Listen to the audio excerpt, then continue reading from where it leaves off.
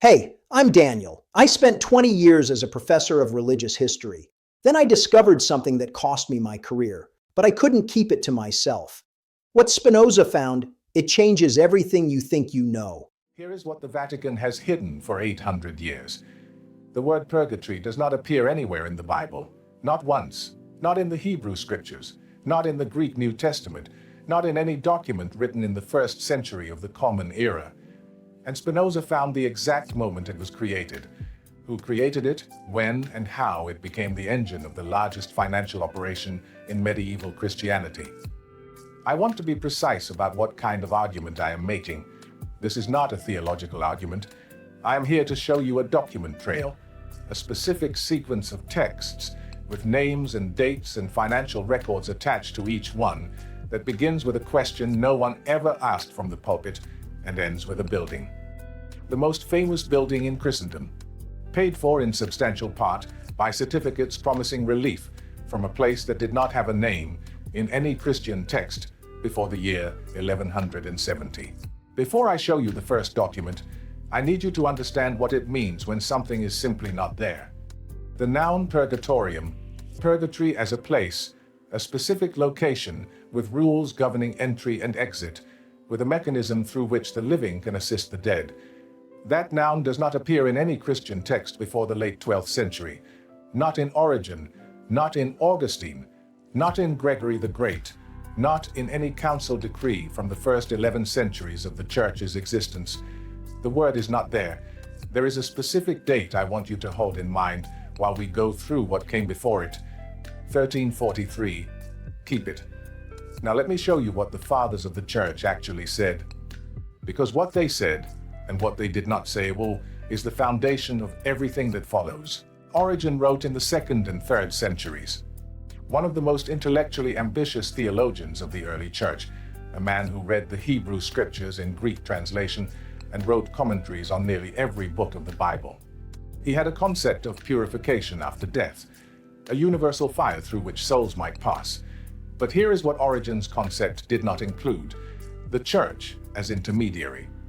No bishop administering access, no payment that could alter the terms, no geographical location you could name on a map. Origen was asking a question. He was not building an institution. Augustine, writing around 423 in his Enchiridion, addressed the question of post-mortem purification directly. And the language he chose is worth examining. He writes, "It is possible that there may be some purifying fire after this life. Forsan, perhaps. It may be inquired into, not a doctrine, a question held open, with the deliberate tentativeness of a man who is genuinely uncertain." Augustine, who was willing to be definitive about almost everything, chose not to be definitive here. That is a significant piece of information. Gregory the Great, writing at the end of the 6th century, connected prayer for the dead with some kind of post-mortem process. But still, no place, no geography, no institutional mechanism, no theology of payment. Gregory is describing a relationship between the living and the dead, with no church official positioned as administrator and no price list attached. But do you know what it means when a concept exists for 3 centuries of serious theological writing without a name? It means the institution has not yet found it useful enough to define. 3 writers, 3 centuries. Not one of them used the noun purgatorium. They described processes, they described possibilities. They did not name a place, because naming a place creates a jurisdiction, and a jurisdiction creates authority, and authority, as we will see, creates revenue. That sequence had not yet begun. The fathers of the Church did not fail to define purgatory because they found it too complex. They did not define it because the institutional architecture it required had not yet been constructed. And that is the question you should be carrying right now. What changed in the 12th century that the previous 11 did not require? Something happened in the late 12th century, something quite specific. But before I show you what Le Goff found in the manuscripts, I want to tell you about something that happened to me some years ago that illustrated this particular institutional pattern in a way I had not anticipated. It was the middle of the 2000s. I'd been working for several years on a historical argument that the indulgence system of the medieval church was not merely an abuse of an existing doctrine, but the commercial exploitation of a doctrine constructed with commercial exploitation in its architecture from the beginning. Not because anyone consciously designed it that way, but because the doctrine was shaped at every stage of its development by the institutional needs it was required to serve. I submitted this argument to a journal of ecclesiastical history, a careful academic article with documentation in the measured scholarly language the field expects. The rejection arrived several weeks later, on a January morning in Norwich, the radiator in my study making the particular sound it makes when the house is cold.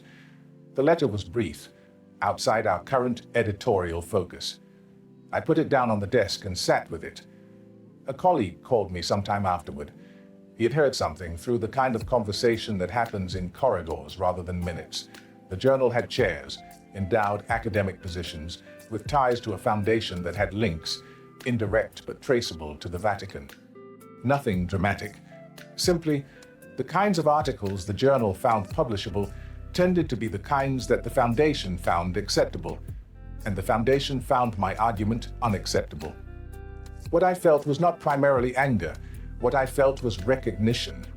I had been describing in my rejected article a mechanism by which an institution uses financial influence to control what can be said about it.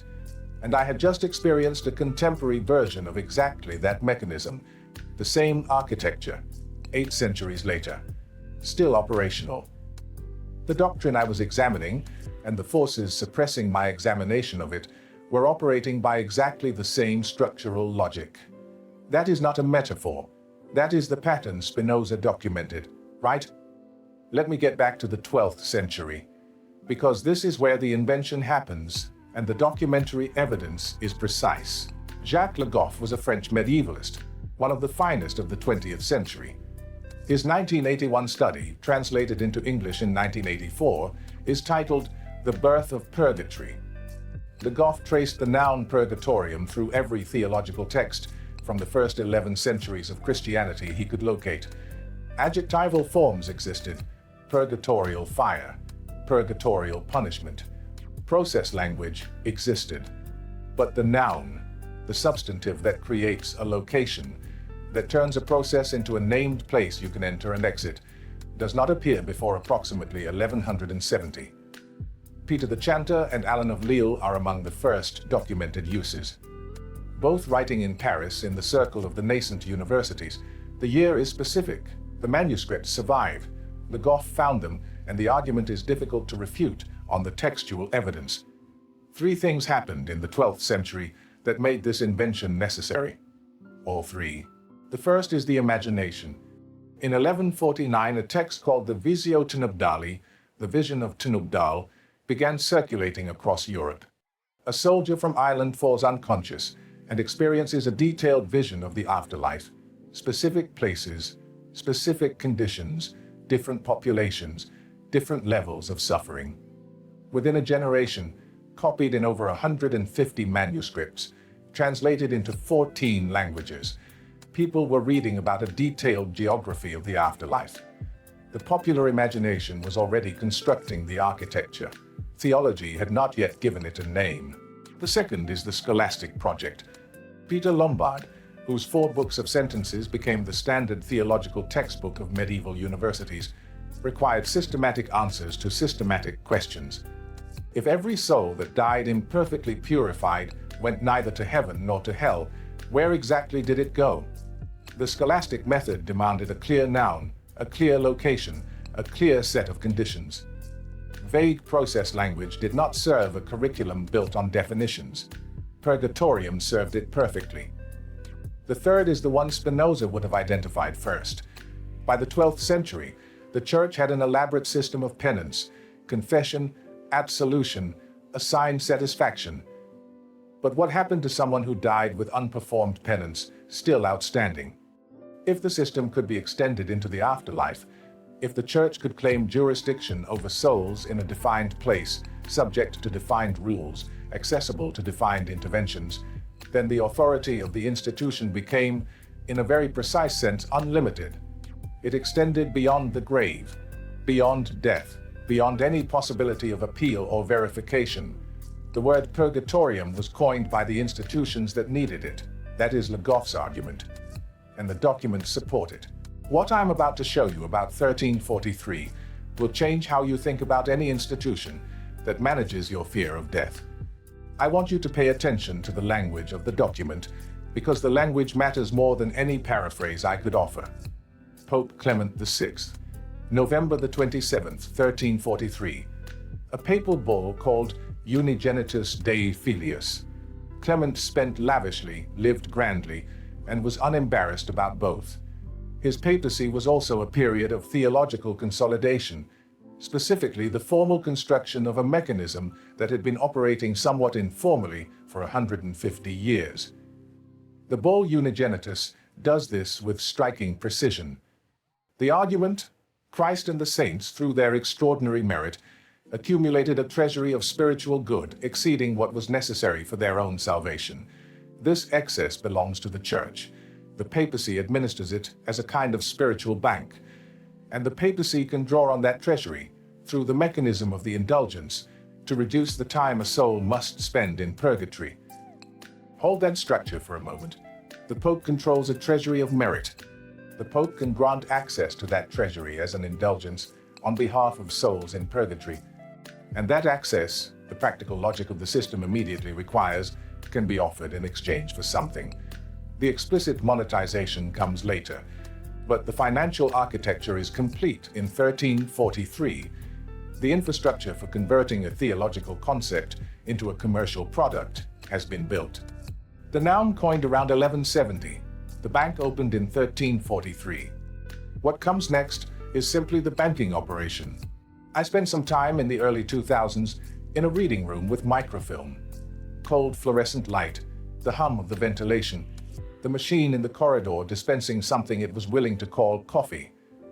I had requested microfilm of diocesan financial records from medieval English dioceses, not the theological documents, the ledgers, the accounts of what was actually collected, at what price, in which parishes. What I found was columns, numbers, dates, quantities of certificates at specified prices in given parishes in given years. The relief of souls in purgatory, itemized in a diocesan account alongside grain prices and the wages of agricultural laborers. The microfilm reader was clicking faintly with each advance of the reel, and I sat there for some time not advancing it at all, reading the same column twice. What it confirmed was not dramatic. What it confirmed was that the spiritual economy of the intermediate place had entered the same accounting column as the price of oats. These were not the pardoners of Chaucer, the satirist's caricature of a corrupt fringe. These were the official records of a system functioning exactly as designed, and this is where the scale becomes extraordinary. I want to show you the connection between those diocesan ledgers and the building rising on a hill in Rome. The construction of the Basilica of St. Peter's began in 1506. Pope Julius II broke the first ground. The basilica he intended was to be the largest Christian church in the world. Julius and his successor, Leo X, chose a funding mechanism with a particular advantage. It required nothing from the Vatican Treasury except authorization, indulgences, a European campaign, certificates of relief from purgatory, sold across Germany and France and the Iberian Peninsula. Not all the proceeds went to Rome. A significant portion was designated for the repayment of debts that the Archbishop of Mainz had incurred by purchasing his ecclesiastical position. But a substantial fraction, properly managed, would build the most magnificent building in Christendom on the proceeds of letters, promising to reduce the suffering of dead relatives in the intermediate place. The family Fugger, Jacob Fugger II, the most powerful banker in Germany, a man so central to the financial architecture of the Holy Roman Empire that emperors wrote him letters that survive and read like correspondence between anxious debtors and a patient creditor. The Fuggers managed the financial logistics, a percentage specified in contracts that also survive in the historical record. A percentage to them, a percentage to Albert of Mainz, a percentage to Rome. Now listen carefully. What I am about to say is the thing the institution has spent 5 centuries insisting was an aberration, a corruption, an abuse by bad individuals of a sound doctrine. It was not a corruption, It was the system working exactly as designed in 1343. Johann Tetzel was a Dominican friar touring Germany in 1516 and 1517. His methods were theatrical in the way effective salesmanship is always theatrical when the product requires emotional activation. He preached in churches and on market squares. He kept an iron strongbox into which coins were deposited, and he had a phrase documented by contemporaries who heard it. As soon as the coin in the coffer rings, the soul from purgatory springs. The soul from purgatory springs. The supernatural transaction reduced to a marketing slogan that rhymed.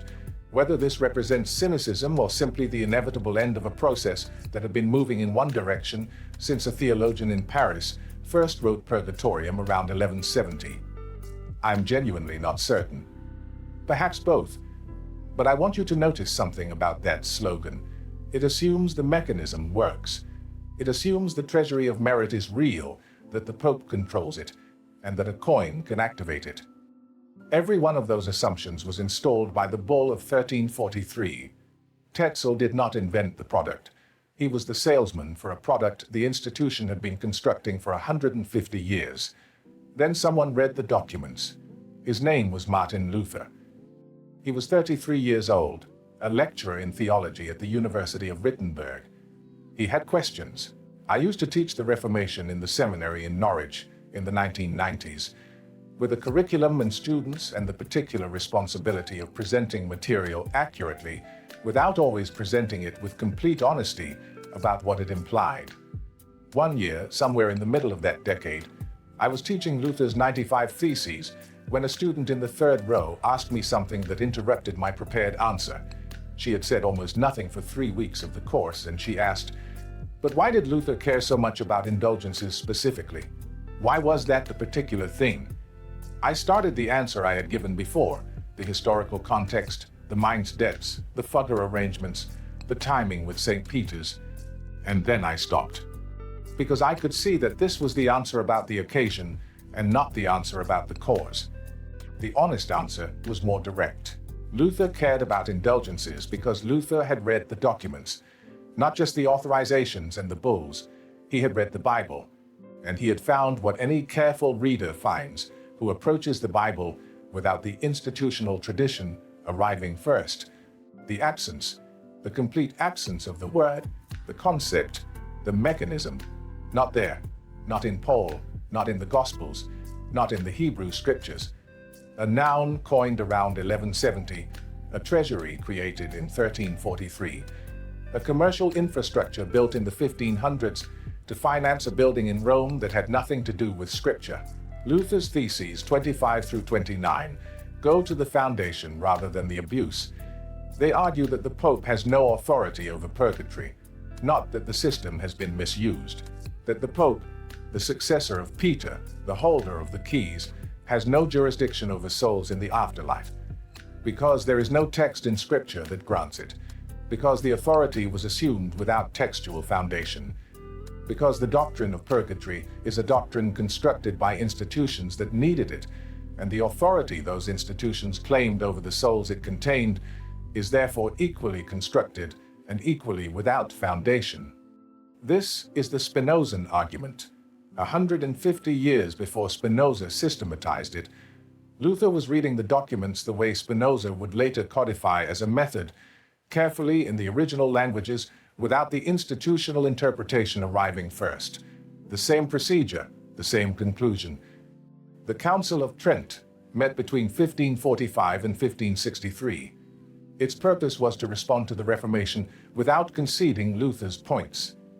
The 25th session, in December of 1563, addressed purgatory directly. The decree reaffirms the doctrine, certain according to sacred scripture and ancient tradition. Luther's argument that it lacks scriptural foundation, not conceded, not answered, simply restated against. And in the same document, the same session, the same canons, this: all disgraceful gains are to be entirely abolished. The Latin is precise: omnia turpia lucra in totum aboleantur. All disgraceful gains, entirely abolished. The Council admitting, in the very document that defends the doctrine, that the administration of the doctrine had generated disgraceful gains, not a marginal abuse. Gains, revenue, described in the Council's own language as disgraceful. Read that again. The institution defending purgatory as certain according to sacred scripture, in the same document in the same session, is acknowledging that the administration of that doctrine had produced gains it is now describing as disgraceful. That is not a concession extracted by an opponent. That is the institution's own language about its own conduct. 1343 to 1563, 220 years of disgraceful gains, acknowledged in passing, in the document that ensured the doctrine would continue. Luther stopped it. Or did he? The doctrine survived. The money changed hands more quietly. Now I want to show you what Spinoza saw. Not as a theological conclusion, but as a pattern. Spinoza's method, the method he developed across his philosophical work and applied most systematically to questions of scriptural authority, described a way of reading texts that institutions have spent centuries trying to suppress. Read what the document says, but read also what it does not say. Ask who wrote it, when, for whom, and what institutional need it was designed to serve. The method is precise, and its application to the history of purgatory produces an argument I have never been able to answer on methodological grounds. The pattern Spinoza identified is this: an institution that needs to govern a human fear about death can do so only if it possesses authority over what lies beyond death. To possess that authority, it requires a doctrine placing the afterlife within its jurisdiction. If the text does not contain the doctrine must arrive from somewhere else, from theological speculation that the institution crystallizes into definition at the moment the institution needs it defined. Once the doctrine is defined, the authority it creates can be monetized, because the fear it governs is universal and the relief it offers is, by institutional design, available only through the institution. The mechanism does not require malice. It requires only institutional need, applied consistently across time. The theologians who coined purgatorium did not understand themselves as inventing a product. They understood themselves as answering a genuine theological question. But the institutional need shaped the answer. It always does. That is what Spinoza saw. That is what Luther saw a century and a half before Spinoza systematized it. The same reading of the same absence. And there is one more thing. Something that connects the 12th century monks who needed a word for a place they were inventing to the institutions of the 21st century that still use the same mechanism in different clothing. Spinoza was not describing medieval Christianity specifically. He was describing a structural pattern available to any institution that converts a universal human fear into a product, positions itself as the sole authorized distributor of relief from that fear, and then defends the doctrine that makes the fear necessary. I will tell you what changed for me when I understood this fully, not as an academic exercise, but as someone who had spent most of his working life inside the institutions whose documents he was now reading. The fear of death is real. The desire to do something for the dead, to believe that they are somewhere, that something can be done, that is among the most human impulses I know. I have felt it. The question is not whether the fear is genuine. The question is who built the architecture around the fear, and what they needed you to believe in order to walk through it and leave something in the coffer on the way out. What changed was not primarily about purgatory. Purgatory was the occasion, the specific case study, with its dates and its documents and its 3-century trail from noun to treasury to slogan. What changed was the understanding of how to read any institution's claim to authority over a human fear.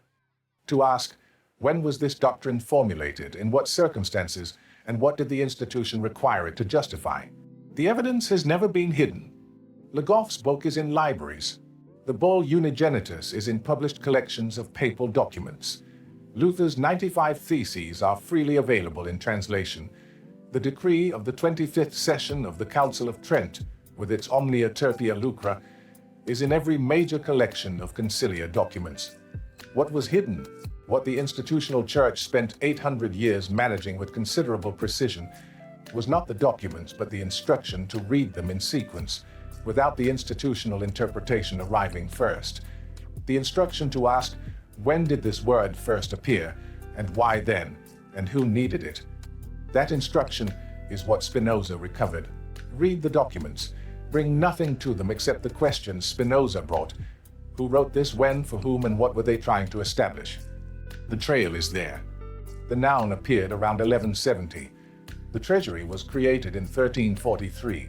The coin rang in the coffer in 1517. The Council of Trent admitted the disgraceful gains while defending the doctrine that made them possible in 1563. It was waiting for someone to follow it from beginning to end without stopping where the institution prefers you stop. Take care of yourselves. If you know someone still trapped in religious fear, someone who needs to know the historical truth, share this with them, anonymously if you have to. Sometimes one video changes everything.